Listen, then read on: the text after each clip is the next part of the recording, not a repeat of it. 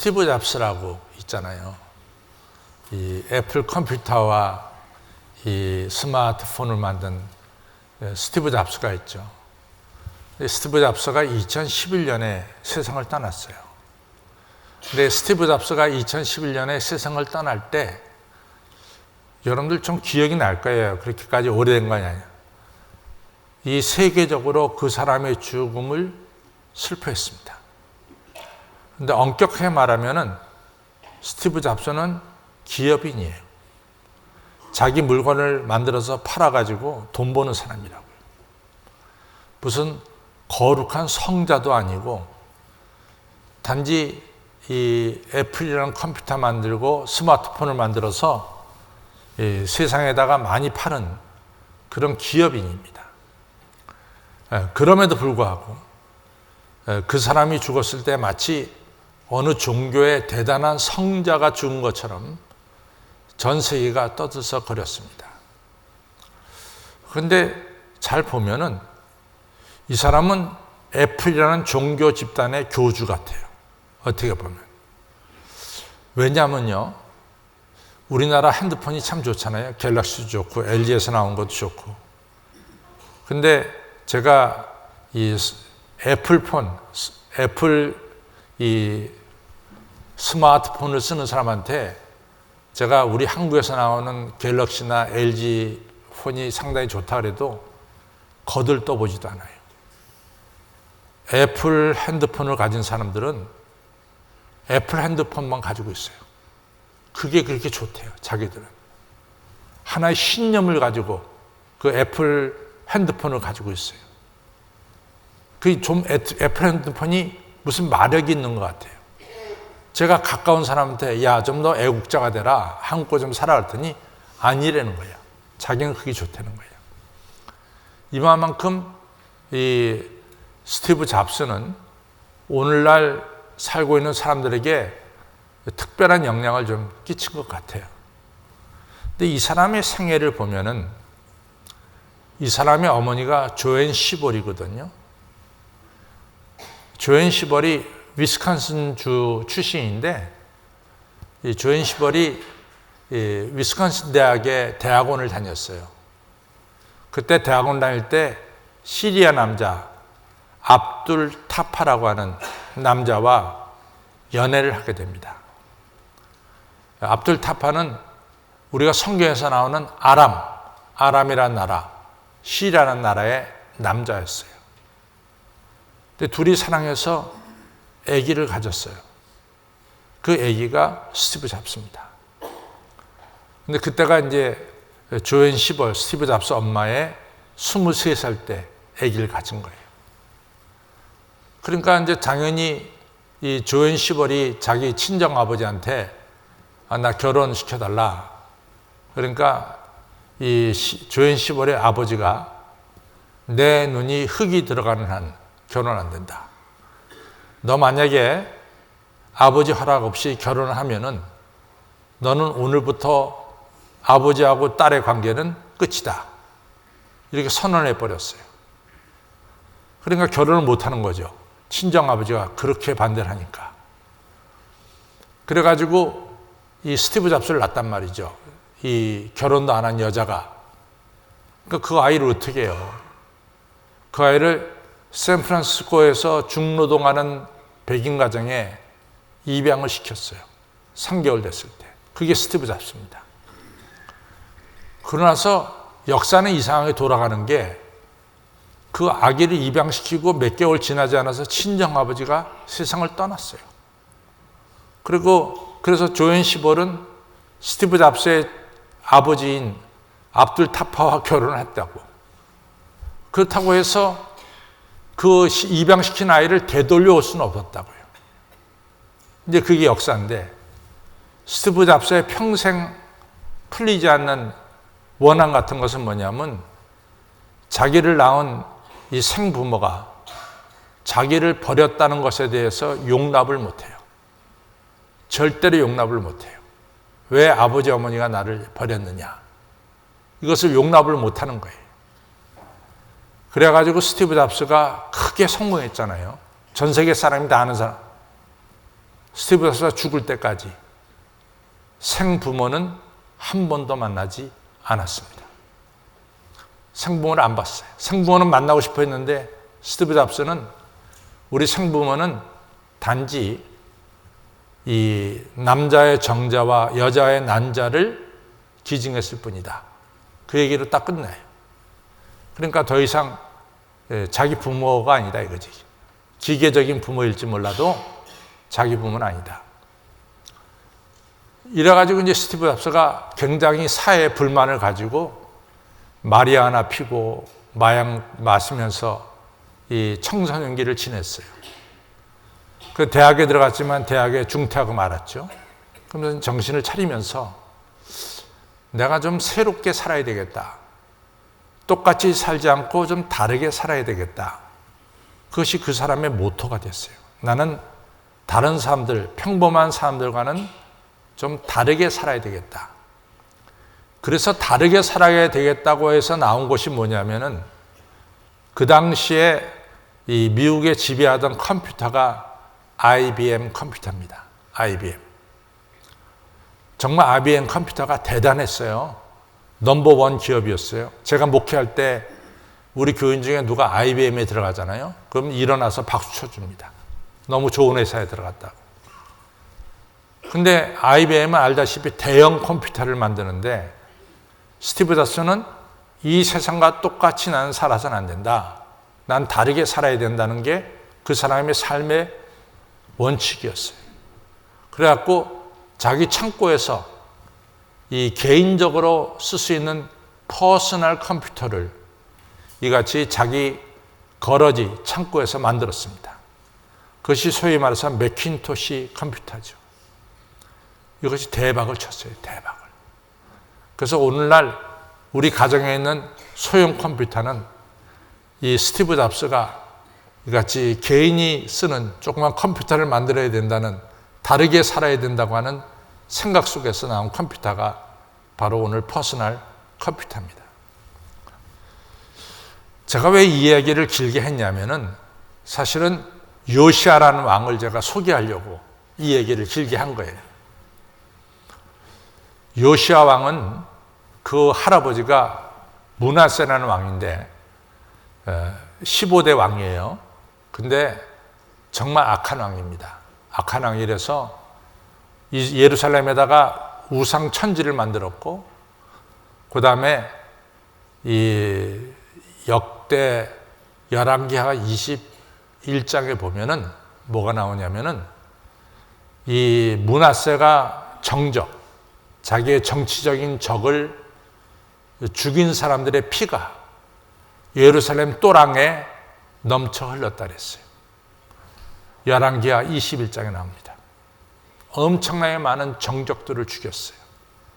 이 사람이 무려 43년을 예루살렘을 통치합니다. 그러니 얼마나 많은 사람이 죽었겠어요. 그 사람이 죽으니까 그 사람의 아들인 아몬이 왕이 됐는데, 이 아몬 왕 역시 말이죠, 자기 아버지 본받아서 우상 숭배하고 정적들을 죽였어요. 그러니까 신하들이 이 선대왕한테도 엄청나게 고난을 받았는데 이 아들한테도 고난을 받으니까 안 되겠다 싶어갖고 신하들이 왕을 죽였어요. 그 신하들에 의해서 시해당했습니다. 그러니까 이 아몬 왕은 왕이 올라간 지 2년 만에 죽임을 당했어요. 그러니까 얼마 안 있다가 죽으니까 자식들이 다 어릴 거라고요. 근데 그 자식 중에 큰 아들이 요시아인데 요시아가 그때 나이가 8살이에요. 그 8살짜리를 왕으로 옹립합니다. 근데 그 당시 신하들 생각에는 8살짜리가 그래 그 사람들 죽이겠느냐, 사람들 죽이지 않을 것이다, 이렇게 생각을 했죠. 그 다음에 다른 기대는 하지 않았어요. 자기 할아버지가 원체 악하고 그 아버지가 악하기 때문에 단지 사람만 안 죽이면 된다, 8살짜리가. 그래서 8살짜리를 왕위에 올린 거예요. 백성들이 기대하지 않았습니다. 그 할아버지의 그 손자고 그 아버지의 그 아들이라고 생각했단 말이죠. 근데 열왕기하 23장에 보면은 요시야 전에도 요시야 후에도 요시야 같은 왕은 없었더라, 이렇게 평가를 했어요. 요시야는 다윗 왕과 똑같이 이스라엘 역사 속에 너무나 훌륭한 왕 요시야 왕이 됐습니다. 그래서 오늘은 이 요시야가 사람들이 기대 안 했지만도 이같이 훌륭한 왕이 된 그 이유들을 좀 살펴보려고 합니다. 오늘 여러분과 제가 역대하 34장을 읽었잖아요. 역대하 34장 2절에 보면 그가 정직하여 라고 하는, 그가 정직하게 살았다는 이야기가 나옵니다. 이 정직이라는 게 굉장히 중요한 것 같아요. 우리가 친구 관계가 오래 계속되려면은 친구 관계 속에는 정직이 기본이 돼야 된대요. 친구가 10년, 20년 사귀었어도 한번 친구 사이에 거짓말이 드러나면은 친구의 우정은 깨진다라, 이렇게 말하고 있습니다. 친구 사이에는 정직과 신뢰가 기본 바탕이 돼야 된다고 그러죠. 여러분들, 막스 베버라고 하는 유명한 사회학자가 있어요. 그 사회학자가 프로테스탄트의 윤리와, 우리 기독교의 윤리와, 프로테스탄트의 윤리와 자본주의 정신이라고 하는 정말 최고의 책을 썼죠. 프로테스탄트 정신과 그 다음에 자본주의의 이 정신. 거기서 프로테스탄트 기독교의 윤리에 이 사람이 6가지를 열 거예요. 그 중에 첫 번째가 정직이고, 두 번째가 신뢰고, 세 번째가 근면이고, 네 번째가 절제고, 다섯 번째가 겸손이고, 여섯 번째가 소명감이에요. 이 프로테스탄트 윤리, 기독교의 윤리의 막스 베버라고 하는 분은 첫 번째로 정직을 꼽았어요. 근데 요시야 왕이 정직히 행했다, 이렇게 얘기를 합니다. 1945년에 아시다시피 2차 대전이 끝나고 나서 세 나라가 독립을 했어요. 하나는 대한민국이고, 또 하나는 인도고, 또 하나는 이스라엘이에요.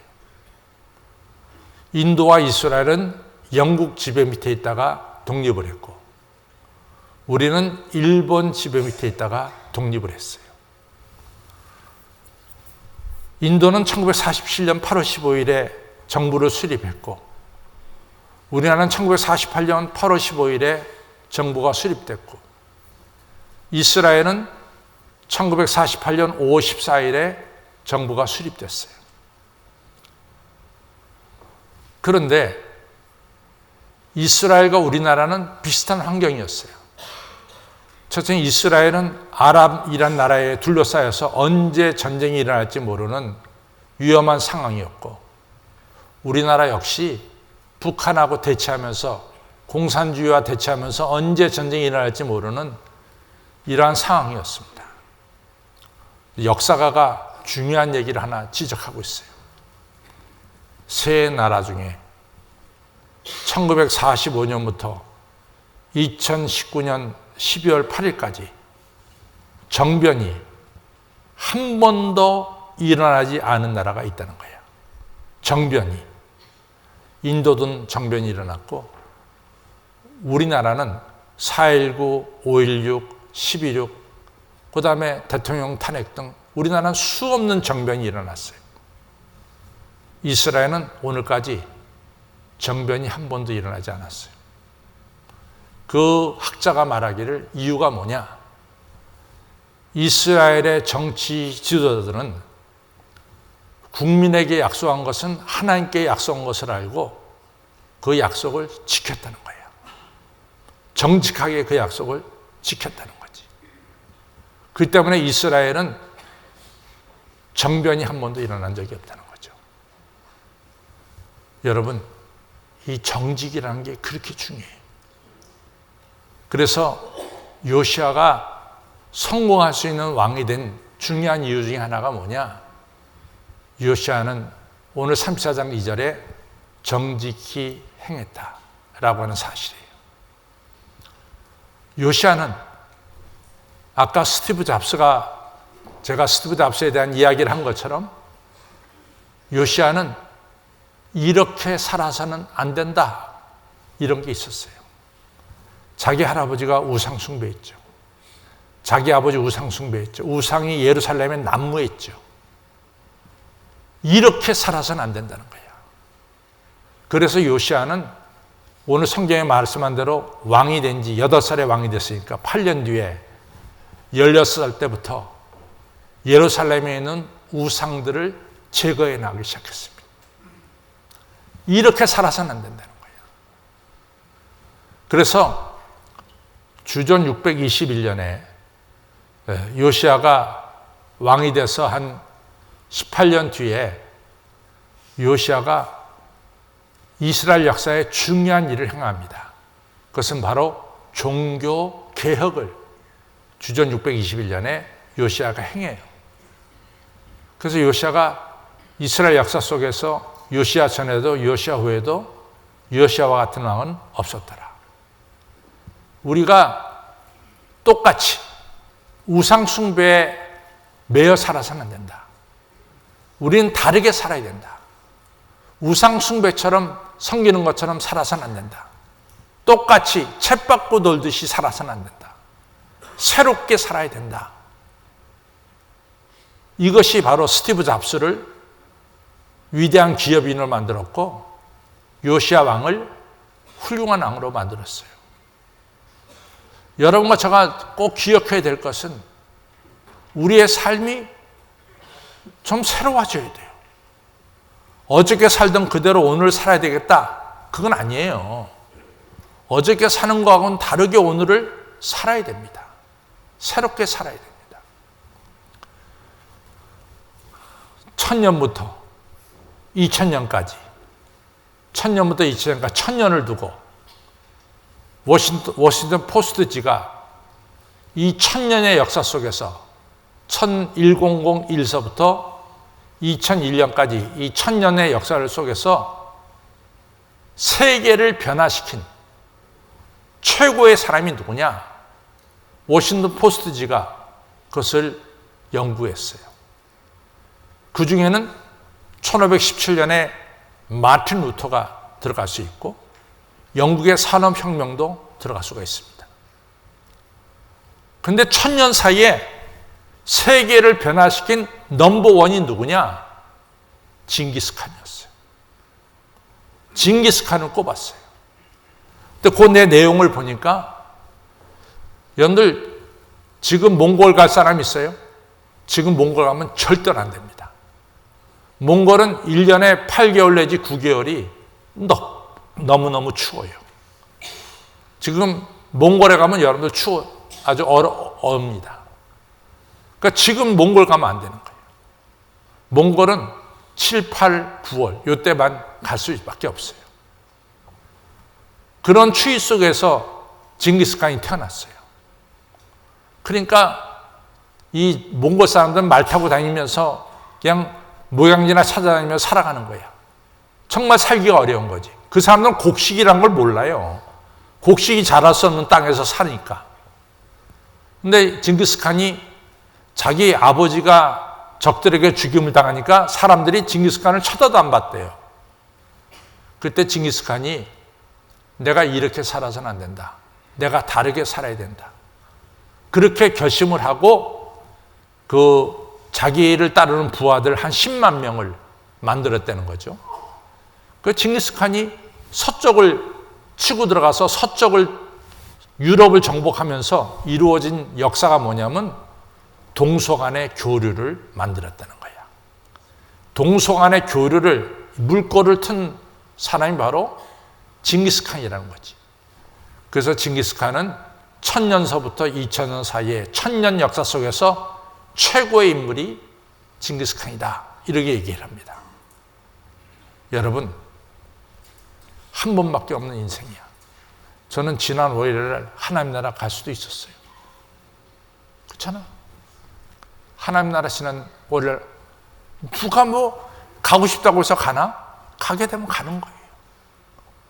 우리가 이같이 짧은 인생을 사는 거예요. 여러분들 어제와 똑같이 살겠다. 그러면 안 되는 거예요. 좀 새롭게 살아야 돼. 그것이 바로 요시아의 이같이 성공한 하나의 중요한 이유가 됩니다.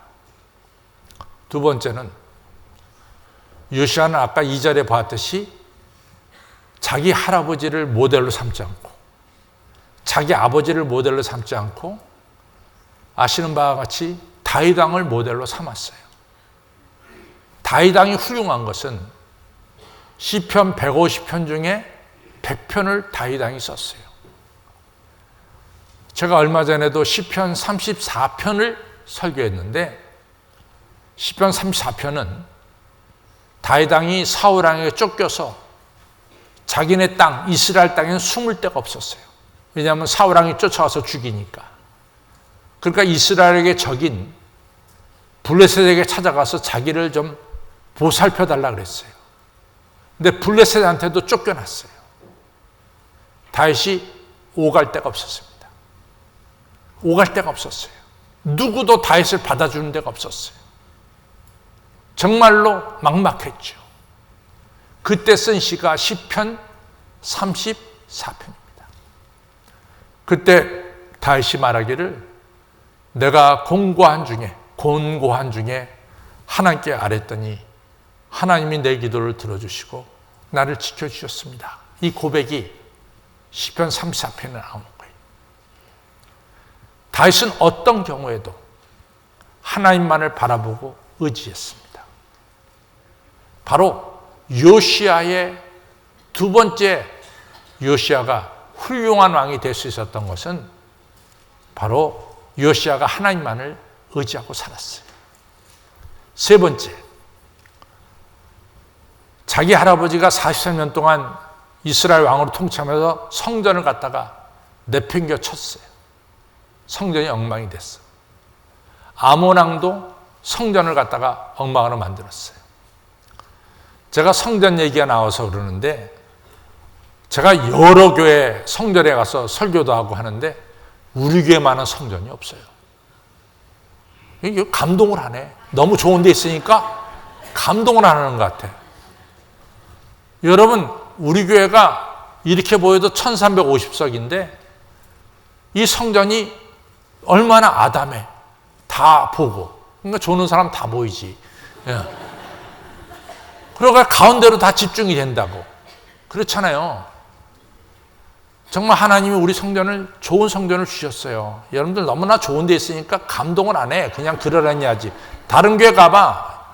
컴컴하고 말이지. 저 뒤에서 무슨 소리 하는지 들리지도 않고. 그런데 이같이 귀한 성전을 갖다가 요시아 왕이 말이죠. 성전 청소를 시작했어요.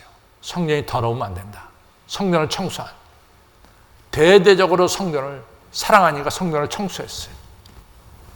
그러다가 제사장이 hil기야인데 hil기야가 성전에서 율법책을 발견했어요. 율법책을 발견해놓고 그걸 갖다 왕한테 가져왔을 거 아니에요. 왕이 서기관한테 주면서 읽어라. 서기관 사반이 이 성전에서 발견된 성경책을 읽기 시작했어요. 요시아가 성경 말씀을 들으면서 눈물을 주룩주룩 흘립니다. 말씀대로 살지 않았어. 하나님 말씀대로 살지 않은 거야. 말씀에 어긋나 산 거야. 요시아가 회개하기 시작했어요. 하나님, 제가 말씀대로 살지 못했습니다. 철저하게 회개하기 시작했어요. 그러면서 제가 조금 전에 얘기했듯이 주전 621년에 이스라엘 역사 속에 중요한 종교 개혁을 요시아가 행하게 됩니다. 요시아를 훌륭한 왕으로 만든 것은 바로 하나님 말씀이었어요. 하나님 말씀은 살았고 운동력이 있어. 자유의 낮은 어떤 것보다 예리해서 우리의 혼과 영과 및 관절과 고수를 찔러 쪼개기까지 하며 우리의 생각을 감찰하신다 그랬어요. 하나님 말씀은 나를 보게 만들고 하나님 말씀은 하나님 만나게 하고 하나님 말씀은 우리를 하여금 새로운 삶을 살도록 우리를 하여금 결단하게 만드는 게 하나님 말씀이에요. 그래서 사도 바울이 디모데에게 말씀하기를 하나님 말씀은 너를 온전케 하며 너로 하여금 선한 일을 행할 수 있도록 능력을 준다라고 말씀했습니다. 바로 요시야가 훌륭한 왕이 될 수 있었던 것은 하나님의 말씀이었습니다. 여러분 하나님 말씀 좀 사랑하세요. 하나님 말씀 읽으세요. 들으세요. 지켜 행하시길 바랍니다. 요시야는 첫째는 정직했고 두 번째는 새롭게 살기로 작정을 했고 요시야는 다윗을 모델로 삼았고 요시야는 늘 말씀을 들으면서 말씀에 부딪혀서 하나님 만나고 말씀대로 살아서 요시야는 훌륭한 왕이 됐습니다. 아무쪼록 여러분과 저도 첫째는 정직한 사람이 됩시다. 저 따라서요. 정직한 사람이 됩시다. 좀 새롭게 살아봅시다. 새롭게 좀 살아봐. 맨날 쳇바퀴 돌듯이 돌지 말고 조금 다르게 살아봐. 세 번째는 다윗처럼 하나님만을 의지합시다. 하나님만을 의지합시다. 성경을 심히 사랑합시다. 꼭 그렇게 되기를 바랍니다. 다 같이 일어나셔서 찬송가 209장 부르겠습니다.